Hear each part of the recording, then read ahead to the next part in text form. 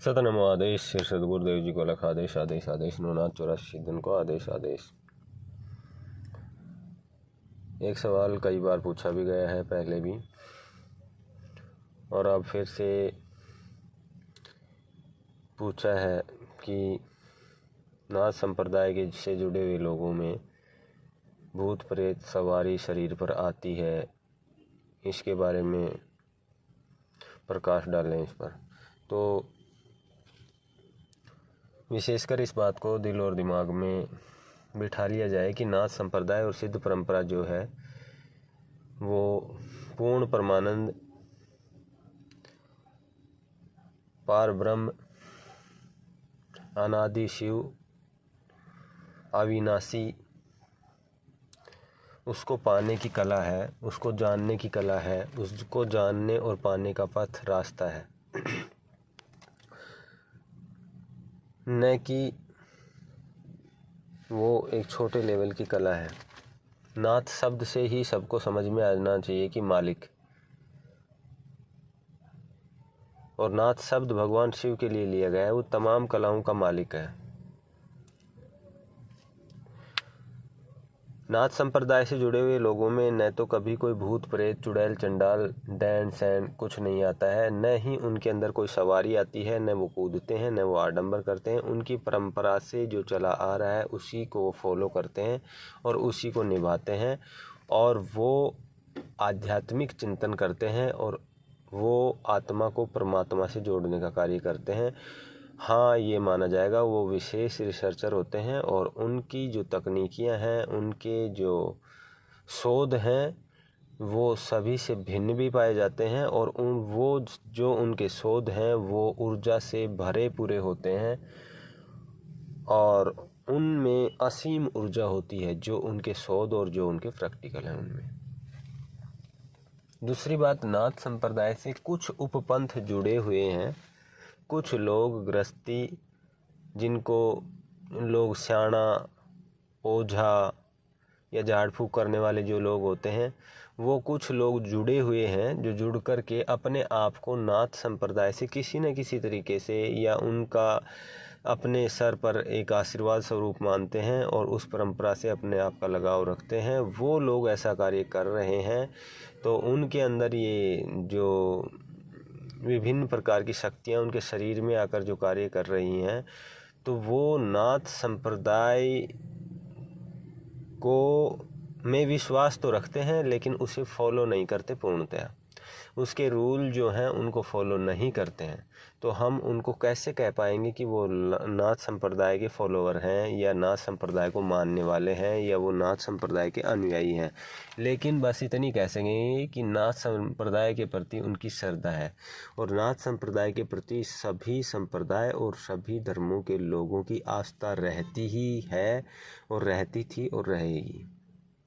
क्यों? क्योंकि ये रिसर्चरों का ग्रुप है, और जो भी साइंटिस्ट जो भी रिसर्चर है उस पर सभी लोगों का विश्वास होता है, क्योंकि वो अपने रिसर्च अपने शोध के ऊपर बात करता है।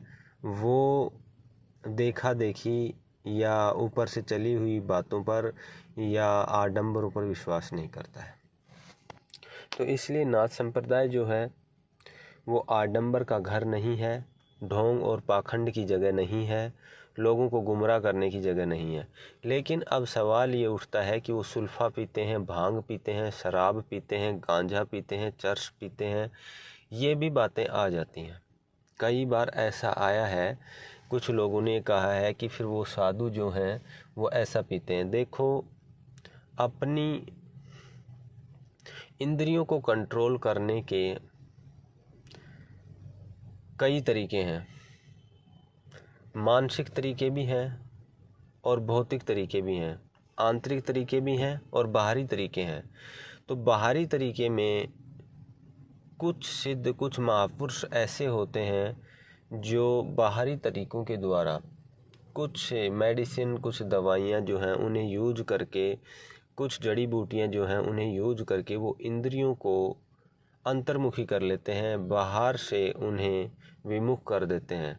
तो उसलिए वो उन चीज़ों को यूज कर रहे हैं, उनको किसी से कोई मतलब नहीं रहता। वो सिर्फ वो नशा जो करते हैं वो अपनी आत्म संतुष्टि के लिए नहीं, अपने शारीरिक सुख के लिए नहीं, वो अपने आप को एक ऐश और आराम में लाने के लिए नहीं, वो सिर्फ़ और सिर्फ इंद्रियों को निष्क्रिय करने के लिए एक उपयोग है जो वो करते हैं। ठीक है, इसका दुरुपयोग भी बहुत ज़्यादा हो रहा है और होता रहा है, और आगे भी लोग मानेंगे नहीं इसका दुरुपयोग कर रहे हैं, लेकिन साधु इसका दुरुपयोग नहीं करता है।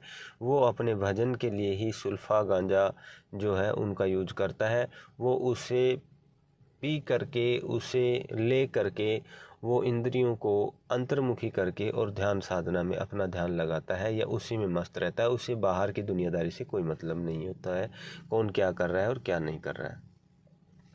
नाथ संप्रदाय है भी आंतरिक ज्ञान। नाथ संप्रदाय और सिद्ध परंपरा जो है वो गुरु से शिष्य में उतरने वाला वो ज्ञान है जिसका बयान ये जीभ और ये कलम कभी नहीं कर सकती है। ना तो नाथ संप्रदाय और सिद्ध परंपरा की बातों को जीभ से बयान किया जा सकता है, शब्दों से बाहर है, और ना ही उसे कलम से लिखा जा सकता है। ऐसे अलौकिक और दिव्य ज्ञान को कभी भी बस ये है कि लोगों को इशारा मात्र किताबों में लिखकर किया जा सकता है। इसीलिए नाथ संप्रदाय और सिद्ध परंपरा पर है कुछ मोटी मोटी किताबें मिल जाएंगी, लेकिन आपको विशेष कोई ज्ञान या कोई किताब आपको नहीं मिल पाएगी जिससे आप उसको फॉलो करके और आप पूर्णतया उस ज्ञान का अनुभव कर सकेंगे। इस ज्ञान का अनुभव गुरु से शिष्य में है, और नाथ संप्रदाय और सिद्ध परंपरा का ज्ञान जिसे भी पाना है उसे गुरु से जुड़ना पड़ेगा, और गुरु के से जुड़ करके गुरु के साथ अपना आत्मसात और खुद के स्वयं की आत्मा के साथ अपना आत्मसात करना पड़ेगा। उसके बाद में ही वो आदमी उस ज्ञान को पा सकता है।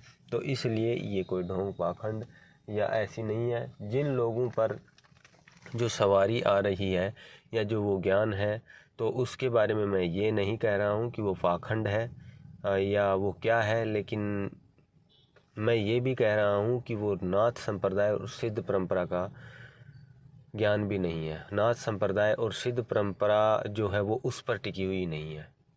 ऐसा नहीं है कि नाथ संप्रदाय और सिद्ध परंपरा उस पर टिकी हुई है। तो इन दोनों बातों को गौर से समझ लें। हमारा मतलब किसी को आहत पहुंचाना नहीं, हमारा मतलब, हमारा आशय, हमारा जो ये मिशन है, हमारी जो ये योजना है, हमारा जो ये प्रयास है, वो नाथ संप्रदाय और सिद्ध परंपरा के बारे में लोगों को मोटी मोटी जानकारी देना और उन्हें जागृत करना है बस, और उसके अलावा हमारा कोई लक्ष्य नहीं है। आदेश आदेश।